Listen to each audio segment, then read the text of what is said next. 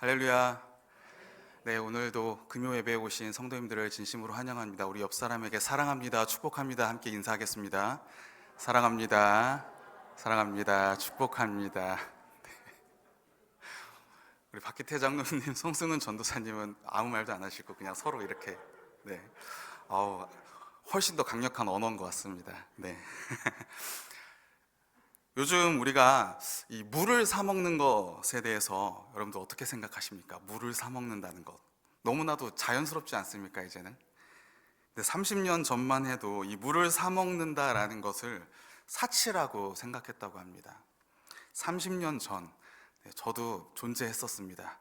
그때 기억해 보면 초등학교 1학년이었던 것 같아요. 근데 이제 그때 물을 사 먹는다 안 좋게 생각하시는 분들이 여럿 계셨던 걸로 기억이 납니다.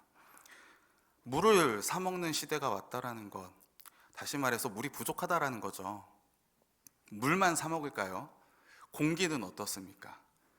몇 년 전에 중국에서 이 황사 때문에 이제는 휴대용 산소통, 휴대용 공기청정기 이런 것들을 팔아가지고 그게 뉴스로 나왔던 기억이 있습니다. 미세먼지 때문에 우리도 4월만 되면은 미세먼지로 곤욕을 치르고 있지 않습니까? 언젠가는 이 공기를 사 먹어야 될 날이 오게 될지도 모를 것 같습니다. 어찌됐건 이 현 시대뿐만 아니라 어느 시대에나 마찬가지였겠지만 특히나 오늘날은 전 세계적으로 더더욱 이런 부족과 이런 결핍의 시대이지 않나 생각이 듭니다. 자원뿐만 아니라 사회적으로도 사람과 사람 사이에 부모와 자식 간에 그런 사랑과 애정이 결핍되어 있습니다. 친구 사이에 친구가 없어도 돼, 나 혼자 살아가도 돼 라고 하는 어떤 우정에 대한 그러한 결핍들도 있죠. 그래서 보면은요, 집에서만 있는 사람들이 굉장히 많아지고 있습니다. 많아요. 나오지 않습니다. SMS, 인터넷상에서만 그렇게 생활을 하고 있는 사람들이 적지 않습니다. 결핍의 시대예요.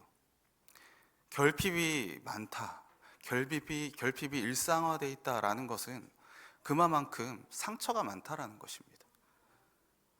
상처가 많아요. 얼마나 우리가 사회에서, 가정에서, 우리 곳곳에서 비교를 하고 있습니까? 비교합니다. 자랑하고 있습니다. 이제는 자기 PR의 시대, 내뿜는 거예요. 자기가 가지고 있는 재산, 자기가 가지고 있는 학벌, 지식, 능력, 모든 것들, 인맥까지도요. 그러니까 어떻게 됩니까? 갈라지죠. 나눠집니다.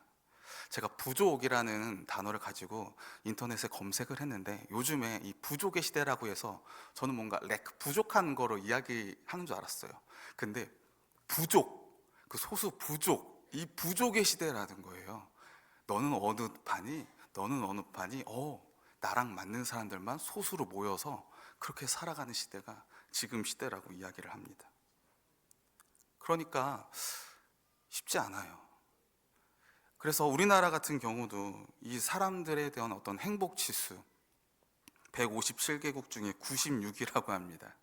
엄청나죠, 96위. 이 많은 상처들, 이 깊은 상처들, 많고도 깊어요. 이런 상처들을 우리 모두가 다 가지고 있으니까, 일반화돼 쓰고 있으니까 안고 살아야 될까요? 시대가 시대이니까 그 흐름에 맞춰서 이제 온라인 시대인데 오프라인으로 만날 필요가 뭐가 있어요? 의식주 다 해결이 되는데 혼자 있으면 되죠. 이 시대의 흐름이니까요. 그렇게 생각하면서 그냥 가만히 있으면 될까요?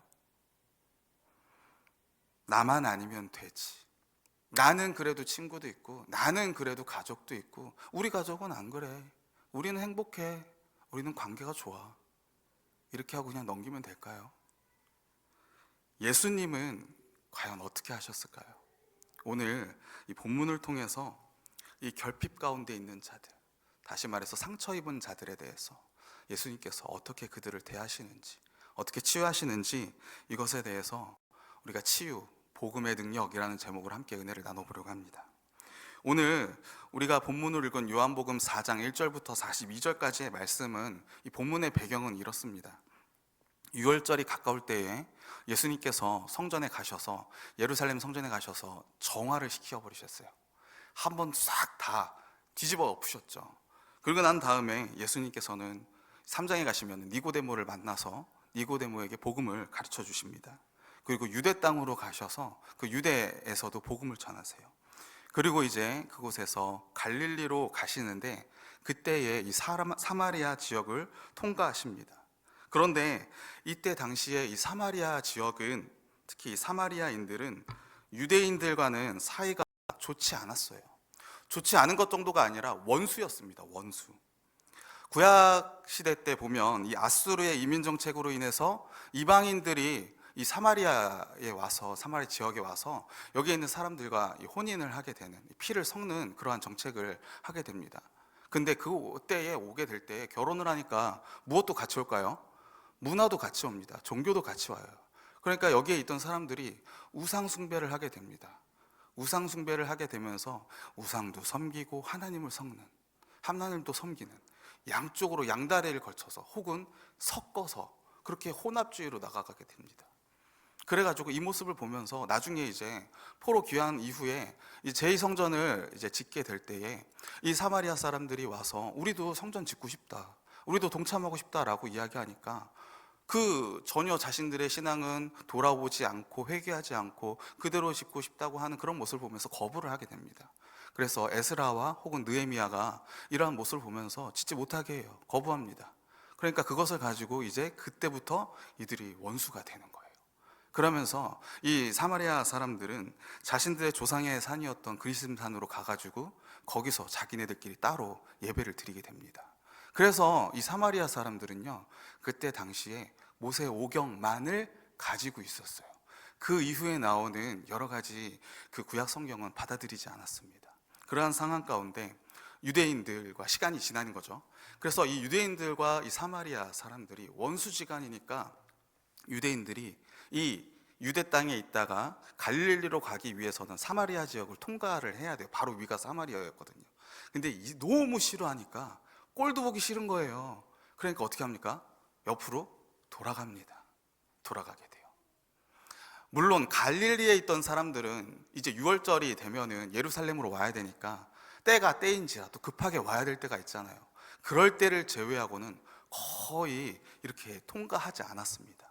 특별히 바리새인들한테 있어서 그 사마리아 지역을 지나면서 그들과 교제를 하고 이야기를 나눈다는 것은 큰 죄였습니다.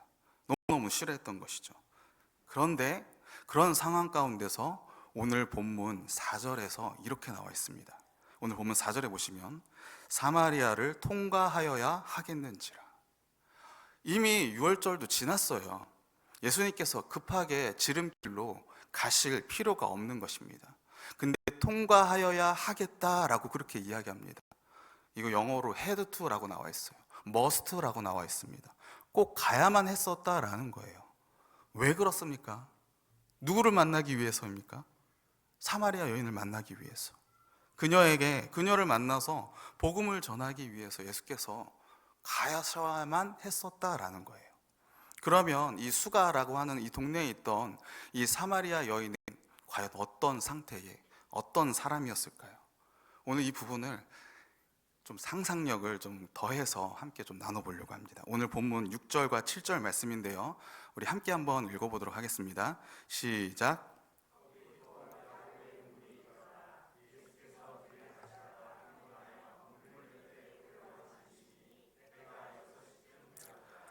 사마리아 여자 한 사람이 물을 기르러 왔음에 예수께서 물을 좀 달라 하시니. 아멘. 이 사마리아 여인이 우물에 몇 시에 갔다고 합니까? 6시라고 이야기합니다. 6시, 우리나라 시간으로 하면은 더하기 6시간을 더 더하면 돼요. 낮 12시 정오로 이야기합니다. 한창 더울 때예요. 40도, 50도라고 합니다. 여러분들 40도, 50도에 가서 그 땡볕에서 우물 기르러 간다라고 생각을 해보세요. 이거 한두 번은 뭐 그럴 수도 있겠지. 근데 그거를 매번 할 수 있을까요? 못해요. 못합니다. 그래서 당시에 여인들은요, 보통 안 더울 때 새벽녘이나 아침 일찍 가가지고 아침에 물을 뜨러 갔어요. 이 정오에 가는 일은 거의 없습니다. 그러면 이 사마리아 여인은 왜 이때 하필 나왔을까요? 오늘 본문 16절에서 19절 말씀에 보시면 이렇게 나와 있습니다. 16절에 이르시되 가서 네 남편을 불러오라. 여자가 대답하여 이르되 나는 남편이 없나이다. 예수께서 이르시되 네가 남편이 없다 하는 말이 옳도다. 너에게 남편 5이 있었고 지금 있는 자도 내 남편이 아니니 내 말이 참되도다. 여자가 이르되 주여 내가 보니 선지자로소이다. 여러분들, 제가 질문 하나 드리겠습니다. 이 사마리아 여인에게 남편이 몇 명 있었나요? 몇 명 있다고 합니까? 네, 5, 6, 최소 6명 플러스 알파잖아요, 그렇죠? 6명 플러스 알파예요. 얼마나 얼굴이 이뻤겠을까요? 이 생각을 좀 해봅니다. 사마리아 여인이 얼굴이 정말로 이뻤었나 보다. 남자가 이게 끊이지가 않았나 보다. 얼마나 옆에 있었으면, 이뻤으면. 그런데 이 유대 사마리아 사회에서 남편이 5명이나, 아니 6 플러스 알파였다, 이런 것은 너무나도 참 부도덕한 배경입니다. 지탄받아요. 보니까 3명까지는 그래도 어느 정도 이렇게 납득을 좀 했었대요. 그런데 그 이상은 사회에서도 인정하지 않는 그런 지탄받던 여인이라는 거예요. 아마 이 수가라고 하는 동네라고 하는 표현을 보면서 그렇게 크진 않았던 것 같아요. 이 여인을 모르는 사람이 아마 없었을 것입니다. 특별히 이 여자들의 공공의 적이었을지도 몰라요. 이 만났던 남자가 총각이었다, 아니면은 유부남이었다, 이런 말도 모르는 거잖아요, 그렇죠? 몰라요. 여자들의 공공의 적이 있을지도 모릅니다. 그러니까 사람들을 피해서 아무도 없을 때, 아무도 오지 않을 때에 이 수가성 여인이, 사마리아 여인이 물을 뜨러 가고 있는 거죠. 그러니까 얼마나 사회적으로 지탄받았을까요? 얼마나 손가락질 당하면서, 너 때문에, 내가 알고 있는 남자가, 너 때문에, 혹은 내 남편이, 그 손가락질과 그런 정죄함 가운데 이 여자는 상처 입은 여인이라는 것입니다. 그래서 이 여인이 15절에서 이렇게 이야기합니다. 여자가 이르되 주여 그런 물을 내게 주사 목마르지도 않고 또 여기 물 기르러 오지도 않게 하옵소서. 물 기르러 오지도 않게 하옵소서. 단순히 물 뜨러 올 어떤 여유가 없어서 이 말을 하는 거겠습니까? 물 뜨러 올 때마다 자신의 처지, 사람들 만나지 못하고 그 가운데 상처 입은 몸으로 꼭꼭 누가 볼까 봐 무서워서 온 이 여인의 그런 상처받는 그러한 모습인 거죠. 그리고 또 하나, 이 여인은요, 외적으로 이렇게 사람들한테 지탄받으면서 그렇게 상처를 입었다라고 한다면 내적으로는 무언가 결핍되어 채워지기를 간절히 갈급했던 여인이었다라는 것입니다. 왜 이 여인이 이렇게 남자를 많이 만났을까요?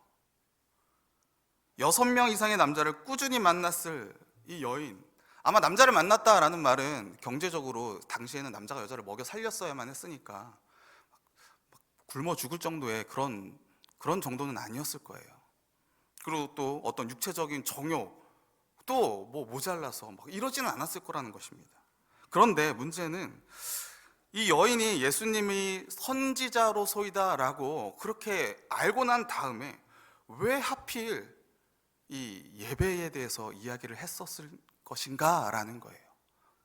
돈이 궁하지도 않았고요, 돈이 만족되는 것도 아니었고요, 남자로서 만족되는 것도 아니었던 것 같아요. 그런데 하필 예수님을 만났을 때, 예수님이 선지자로소이다라고 이야기했을 때, 그때 왜 예배에 대해서 말했을까? 어떤 사람들은, 많은 학자들은 사실 이 부분에 있어서 이 여인이 예수님께서 자신의 어떤 부도덕한 면에 대해서 이렇게 꼬집자 그것을 돌리기 위해서, 화제를 돌리기 위해서 예수님 예배에 대해서 이야기했을 것이다 라고 그렇게 이야기를 합니다. 뭐 저도 그렇게 생각을 해요. 그런데 그게 다는 아니었을 것이다 라고도 이런 생각도 듭니다. 여러분들 한번 생각해 보세요. 선지자가 누굽니까? 하나님의 말씀을 전하는 자예요. 하나님께서 그 가려진 하나님의 뜻을, 그 계시를 선지자를 통해서 사람들에게 알려주는 사람입니다. 그러기에 이 선지자는 진리를 알고 있어요. 그런 사람이 지금 내 앞에 나타났습니다. 여러분들이라고 한다면 이 선지자가 나타났을 때 무엇을 말하겠습니까? 단순히 화제를 돌리기 위해서 다른 이야기를 할까요? 아니겠죠. 자신이 가장 궁금한 거, 자신이 가장 바라는 거, 자신이 가장 원하는 것을 분명하게 물어봤을 것이다 라는 것입니다. 그게 당연한 이야기예요. 그러기에 그것이 바로 이 여자에게서는 그게 뭐였다라는 거예요? 예배였다라는 것입니다. 그러니까 이 여인은 자신들의 조상들이 섬겼던 그 그리심산에서 예배를 드리고 있었을 거예요. 나름 열심히. 근데 남자들을 여러 만나면서도 채워지지 못했던 것들, 이 땅의 돈이 아니에요. 어떤 육신적인 정욕도 아니에요. 이걸로 아무리 해도 채워지지 않는 거예요. 그래서 예배를 드리러 그리심산에 갔는데, 열심히 드렸는데 이 예배 속에서도 채워지지 않는 그 무엇이 있다라는 것입니다. 그 갈급함 가운데 지금 이야기하는 거예요. 그래서 25절에 보시면 이렇게 이야기합니다. 여자가 이르되 메시아 곧 그리스도라 하는 이가 오실 줄을 내가 아노니 그가 오시면 모든 것을 우리에게 알려주시리이다. 모든 것을 우리에게 알려주시리이다. 나에게 알려주실 것입니다. 메시아가 오시면, 그리스도가 오시면 내가 모든 것을 알게 될 겁니다. 채워줄 것을 바라고 믿고 갈급하고 있는 이 여인의 모습이었다라는 거예요. 그러한 가운데 오늘 본문 15절 말씀을 다시 한번 제가 읽어보겠습니다. 여자가 이르되 주여 그런 물을 내게 주사 목마르지도 않고 또 여기 물 기르러 오지도 않게 하옵소서. 여러분들, 이 단순히 이 여자의 소원이 아닌 것입니다. 단순히 궁금증이 아니에요. 단순히 너 소원이 뭐니? 저 이거예요. 이런 개념이 아닙니다. 제발 이 상처받은 이 사람들에게서, 많은 사람들에게서 정죄받은, 뭘 남자를 많이 만나고 그 가운데서 채워지지 않은 이 갈급함 속에서 주님 제발 이제는 내가 이 갈급함이, 이 갈증이 제발 해소되고, 이제는 이런 물 들어오는 이런 상황도, 사람들에게 상처받는 이 상황도 제발 이제는 해결돼서 내가 이 물 들어오지 않도록 주님 제발 도와주세요. 갈급함인 것입니다. 애절함인 거예요. 처절함인 것입니다. 고통 가운데 절규하는 이 사마리아 여인의 모습이다라는 거예요. 이 상처받은 여인의 모습, 내적으로 외적으로 오늘날 우리의 모습이지 않습니까? 상처받을 것을 알기에 이제는 관계 맺고 싶어 하지 않습니다. 예수 믿어요. 신앙생활 하고 있습니다. 근데 같은 성도라도요, 저는 괜찮아요. 저는 그냥 예배만 드리고요, 저는 하나님께 그냥 만나기만 하면 됩니다. 예배만 드리면 돼요. 그러고 관계 맺지 않고 가는 분들 적습니까? 많습니까? 적지 않아요. 적지 않습니다. 집에서도 나오지도 않아요. 만나지도 않습니다. 대신방 꼭 받으시기 바랍니다.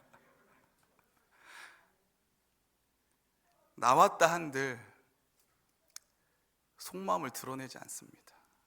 속마음을 드러내지도 않고 결국에는 이 상처들이 곰고 골마서 썩어 들어가고 있어요. 그러면서 속에서는 어떻습니까? 제발 나 좀 바라봐 주세요. 제발 나 좀 살려주세요. 제발 이 아무한테도 말 못하는 이 나만의 이 어려움들을, 이 상처들을, 이 갈급함들을 제발 좀. 간구하는 우리의 모습, 혹은 우리의 이웃의 모습이지 않습니까?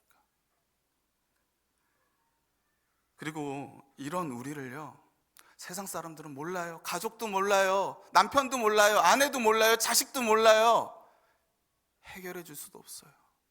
그런데 우리 주님께서 이런 상처받은 우리를, 갈급함 속에 있는 우리를 주님은 내버려 두지 않으신다라는 거예요. 그리고 그 가운데 찾아와 주십니다. 오늘 주님께서 이 상처 입은 자를 치유하시는 방법이에요. 오늘 본문 26절 말씀입니다. 우리 함께 한번 읽어보도록 하겠습니다. 시작.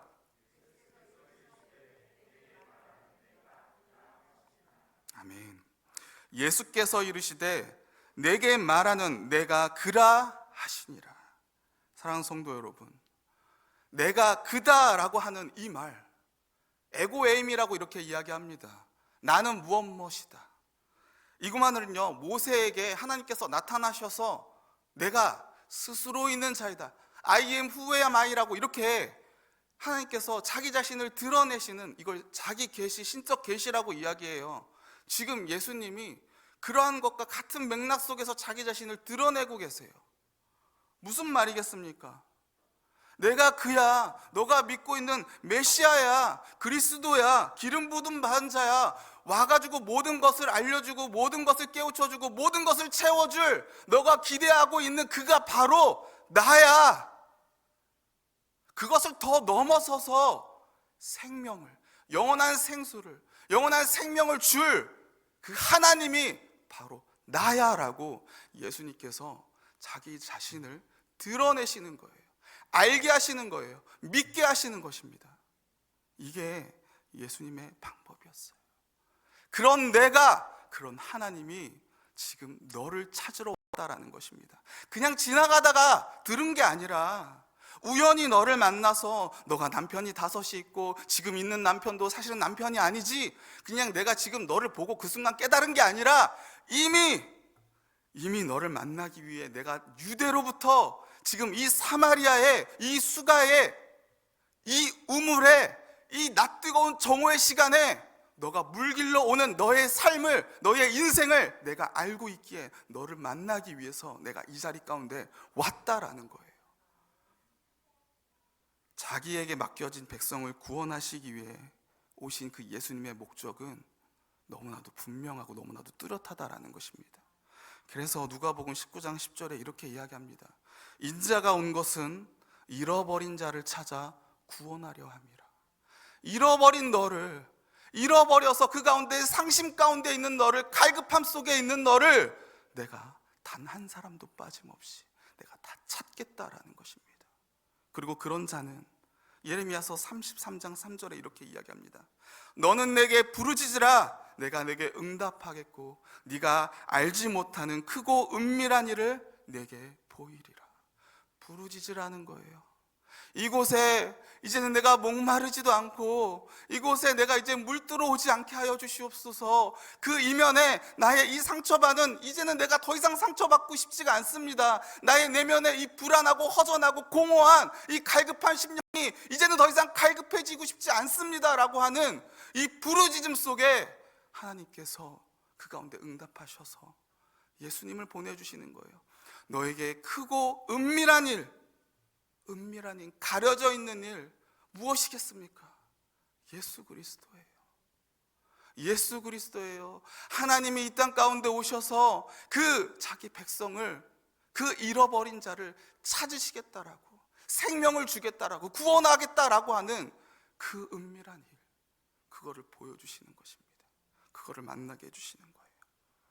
그리고 예수님은 그것을 이루기 위해서 이 세상의 모든 장벽을 다 뚫고 오시는 것입니다. 유대인과 사마리아 원수관계였어요. 상종하지 않았습니다. 유대인들이 사마리아 사람을 개, 돼지로 취급했단 말이에요. 그런데 그 지역을 지나가지도 않았어요. 바리새인들한테 예수님의 오늘의 모습을 봤으면 죄인이라고 정죄했을 거라는 겁니다. 그런데 세상이 볼 때는 어리석은 일이었어요. 그런데 예수님은 상관없는 거예요. 그것마저도 뚫고 오시는 것입니다. 뚫고 오셔서 말씀하시는 거예요. 내가 함께 있지 않니? 영원한 생명인, 영원한 생수를 주는 내가 너와 함께 있지 않니? 내가 채워줄게. 내가 너의 상처를 다 짊어질게. 할렐루야. 예수님께서 오늘 오셔서 사마리아 여인에게 너 남편 5명이나 있고 너 왜 그렇게 살았어? 정죄하신 게 아닙니다. 내가 그야. 하나님이 나타났어. 하나님이 너와 함께하고 있어. 너의 인생을 내가 다 알고 있어. 위로해 주시는 거예요. 이게 예수님의 이 상처받은 영혼을 치유하시는 예수님의 방법이었습니다. 예수님을 만난 여인은 어떻게 회복이 되었을까요? 오늘 본문 28절과 29절 말씀입니다. 우리 함께 한번 읽어보도록 하겠습니다. 시작.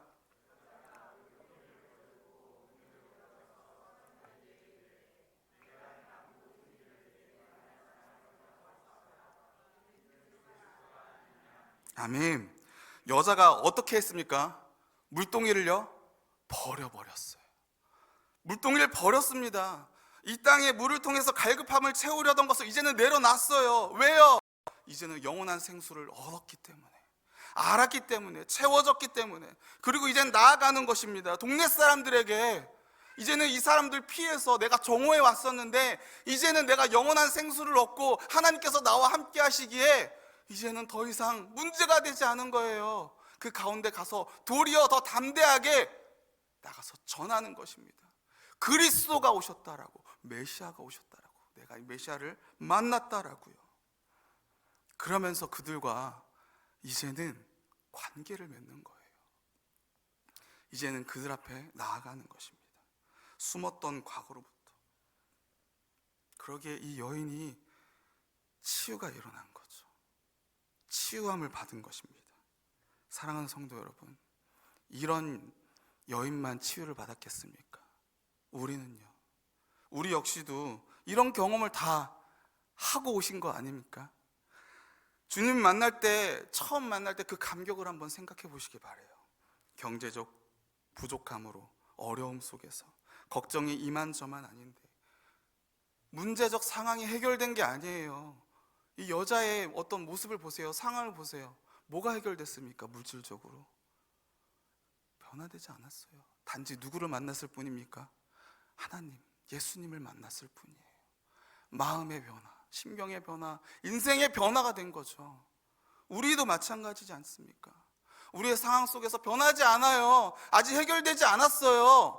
그런데도 불구하고 주님께서 나와 함께하고 계심을, 내가 구원함을 얻었음을, 그것이 내 인생의, 내 실제 삶의 실존이 변화되었기에 그것을 경험했더니 이 문제가 해결되지 않고 이 상처가 아직 사람 관계가 회복되지 않았음에도 불구하고 그 상처가 치유되어 버리는, 이제는 괜찮아져 버리는, 더 이상 결핍이 문제가 되지 않는, 상처가 더 이상 상처이지만 상처가 아닌 것처럼 되어버리는, 괜찮은, 버틸만 하는 그러한 상황이 된 거예요. 주님과 함께하면 그래도 괜찮아, 이런 경험을 우리 모두 하지 않았습니까? 그러한 가운데 오늘 이 여인의 갈급한 모습도 채워졌습니다. 예배, 무엇이 예배인가? 아무리 그리심 삼에서 예배를 드려도 예배가 예배 같지가 않은 거예요. 채워짐이 없는 거예요. 갈증 가운데 오늘 이 사마리아 여인이 영과 진리로 드리는 그 예배, 성령 하나님께서 그 가운데 예수 그리스도가 누구인지를 알게 하시고, 보이게 하시고, 만나게 하시고, 인지하시게 하시고, 믿게 하시는 그 가운데 사람들한테 나아가서 자신의 입술을 가지고 예수가 오셨다라고, 메시아가 오셨다라고 그렇게 고백하면서 하나님의 영광을 드러내는, 자신의 삶을 예배로 드리고 있는 거예요. 진정한 예배함 아닙니까? 이거를 지금, 이 갈증함을, 이 온전한 예배를 이 사마리아 여인이 자신의 삶으로 지금 경험하고 있는 것입니다. 그리고 우리도 그 삶을 경험하고 있다라는 거예요. 그러기에 사랑하는 성도 여러분, 오늘 이 예배 속에서 이런 만남과 이런 치유와 이러한 고백이 다시 한번 있게 되기를 간절히 소원합니다. 오늘 우리의 예수님에 대한 고백 가운데 영원한 생수함을 얻기를, 그 영원한 생명수를 얻기를 다시 한번 간절히 소원합니다. 요한복음 7장 37절과 38절에 예수님께서 이렇게 외치셨습니다. 누구든지 목마르거든 내게로 와서 마시라. 나를 믿는 자는 성경의 이름과 같이 그 배에서 생수의 강이 흘러나오리라 하시니, 이는 그를 믿는 자들이 받을 성령을 가리켜 말씀하신 것이라. 생수의 강이신 성령 하나님의 충만함을 우리가 이 가운데 다시 한번 경험하게 되기를 소원합니다. 보혜사 성령 하나님께서 우리를 위해서 간구하시고 중보하시고, 하나님께서 지금 우리와 함께 계심을, 나 자신과 함께 가고 계심을, 하나님의 그 영원한 자녀의 몫이, 그 천국의 몫이 지금 우리 가운데 있음을 말씀 가운데, 하나님의 음성 가운데, 하나님의 음성으로 그렇게 되기를 간절히 소원합니다. 그래서 그 치유함 속에 다시 한번 주님, 내가 주님을 믿습니다. 주님, 내가 다시 한번 주님을 의지합니다. 주님, 내가 다시 한번 이 자리 가운데 일어섭니다. 주님, 내 삶을 회복시켜 주실 줄로 믿습니다. 설령 나의 문제가 해결되지 않는다 할지라도 주님과 함께하기에, 주님께서 나와 함께하기에 그것으로 만족하며 주님과 함께 나아가게 되기를 간절히 소원합니다. 이러한 고백이, 이러한 예배가 오늘 저와 여러분 모두 가운데 있게 되기를 간절히 소원합니다.